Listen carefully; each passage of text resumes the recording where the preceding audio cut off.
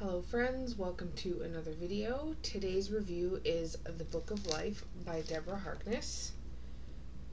It is the third book of the All Souls trilogy from The Discovery of Witches and a Shadow of Night. I will put the links for those reviews in the description box below because I've already done them. There is a fourth book in the series, but it is technically a spin-off. It is what I've read is that it is following Marcus, which is Matthew's son, and his life and how he became a vampire and everything to do with that and how he met his mate and everything. So I'm not sure if I'm going to read it because I don't know. We'll see. I'll think about it.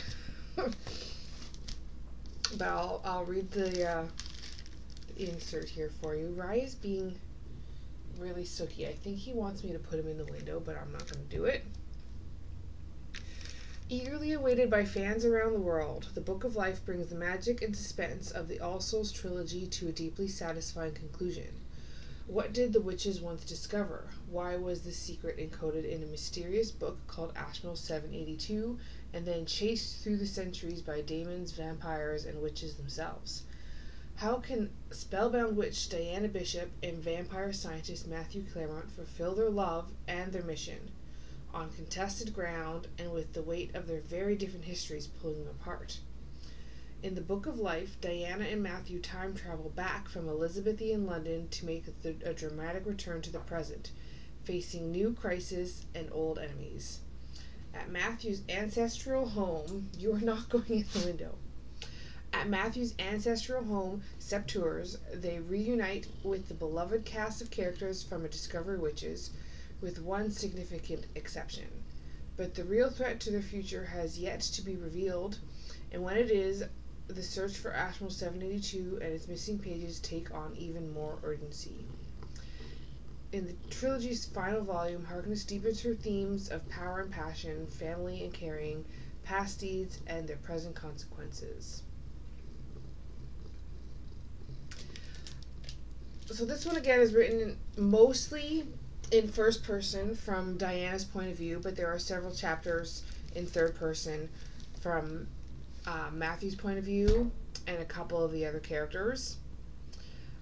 This book basically starts off right where the second one ended, which is them time traveling back to the present. I like that they sort of keep track of the time by in between some of the chapters. There's a little blurb from astrology. So this one is like Soul in Cancer, which is Sun in Cancer, which would be July. Beginning of July is Cancer, and it goes through that, so through until till the end. I think it ends in like May or June, which is kind of nice. I mean, witches are into astrology and stuff like that, so it makes sense for them.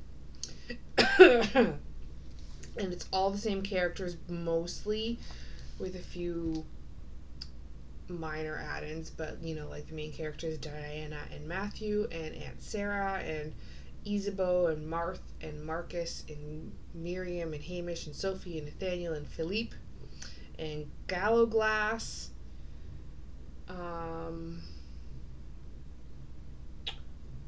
Oh, there's another family member, another uncle. I'm trying to remember his name. Another vampire. There's some more witches on the council. Witches. They mention the witches and vampires on the council. I don't remember all their names. Then, like, the bad guys, Peter Domenico, Satu, Gerbert,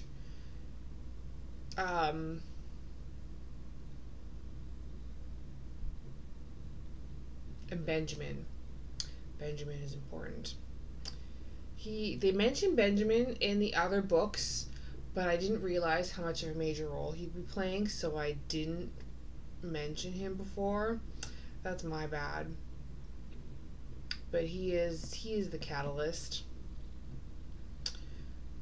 So we know from the other ones that Diana is a time traveling witch, or she time walker. She can time travel, and they went back to Elizabethan England to help her learn her magic, which she does.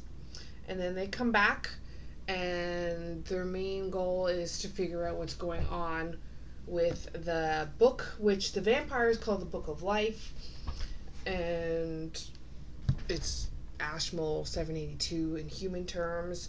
Oh, and Diana's friend Chris is also a major role in this one. He's mentioned even in the very first one. Before she meets Matthew, she has a phone conversation with him, so you know who he is, but he doesn't play any kind of role until the third book.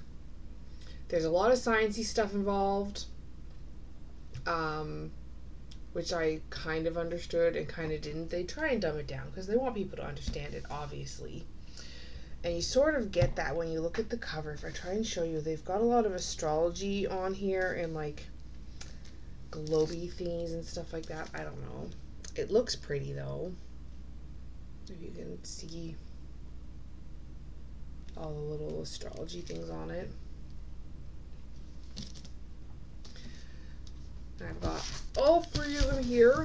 I got from the library. See, I got the glare in there. Pick them up without dropping them because they're heavy. Oh, right. Yeah. So, yeah, lots of sciencey stuff, interwoven things that were talked about in the first book are finally brought up in this book. The thing that I mentioned in book 2, there was a plot hole. It's not really a plot hole, it is just a hole. So I'm going to do a little bit of a spoiler here. When she was back in the 1500s, she's practicing her writing. Diana is, and she's writing in a journal to practice writing with a quill instead of an actual pen or pencil, because 1500s, right? And she's practicing signing her name and all sorts of different things. But they're in Matthew's house, which is still his house in present day. He doesn't lose the house. It's still his house. The book is supposed to stay there. And then they do a little chapter from, or a blurb, it's a short chapter, from present day, where a person from an auction house or a historian, I can't remember if it was an actual historian or auction house or not, but someone, I think it's just a historian, they're going through old paperwork and she finds the book, and the first page that had all of her signatures and stuff on it has been ripped out, and she's talking, like the chapter's talking about it, and how one of the bad guys, Gerbert, was interested in old books and stuff from that time period, and she was kind of wondering if maybe he would be interested in it. We don't want the bad guy to get a hold of this book, but I don't understand how it got out of Matthew's house in the first place. It shouldn't have left the house. That doesn't make any sense to me. And then in the third book, when she comes back to the present, they give it back to her and said that they got a hold of it. But it shouldn't have been misplaced from the house in the first place because it was in Matthew's house that he still owns. So yeah, that is my confusion. It never was really sorted out properly in my brain, and it never really came into Gerbert's hands, so he never found out that they were back.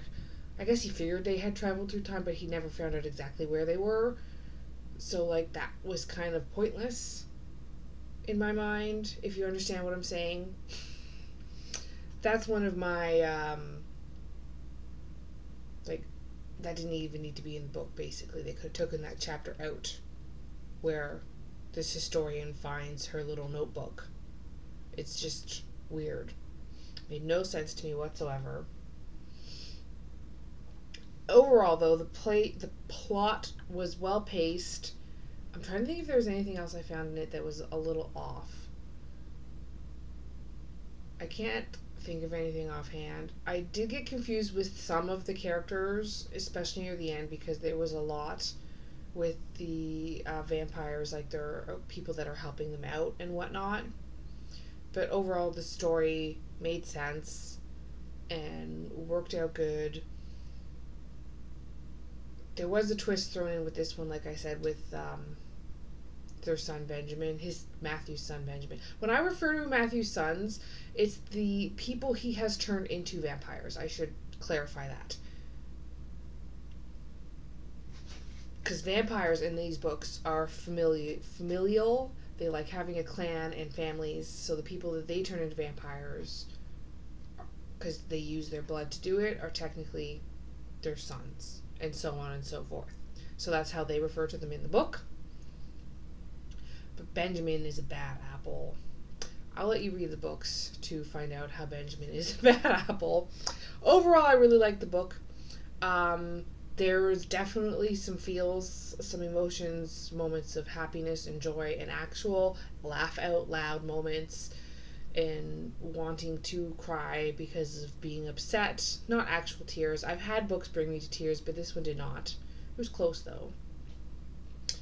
I did like it. I would give it this book, the third one of the series, and the whole series overall, 4 to 5 stars, solid. Exceeded expectations. Writing is excellent. The plot was engaging and complex characters that you can relate to. They felt real. It was emotionally moving, but there were some parts I didn't care for that I found kind of stupid. The end moved really fast. Not necessarily a page turner the whole way through. The ends of the books were page turners, but the rest of it not so much. I read them a little bit slower than some of my other books that I have read. I doubt I will reread them, but I did enjoy them enough that I would consider rereading them. So 4 out of 5 stars. Highly recommend, especially if you're into the paranormal and witches, because the witches in here are kind of cool. They talk about the witch hunts and stuff, but they make them more... They talk about all the good stuff about being a pagan and a witch and, like, all that stuff. I kind of liked it. And, like, the vampires are a little bit different. The vampires, I feel like she was partially inspired by Twilight. There is a spot where he's talking to humans about vampires, and he states that they are not sparkly, which I thought was hilarious. That was an obvious to the Twilight series for sure. But yes, if you liked Twilight, this is better. Twilight was good. Don't hate Twilight, but this was better. I would recommend. Check them out, and I'll debate on if I want to read the last one or not. That's not actually part of the main series, but just following Marcus's life. Anyway, I'm rambling now. I hope you guys enjoy your day, and I hope you enjoyed my video. I hope you like and subscribe and watch my other videos, share with your friends. Have an absolutely wonderful day.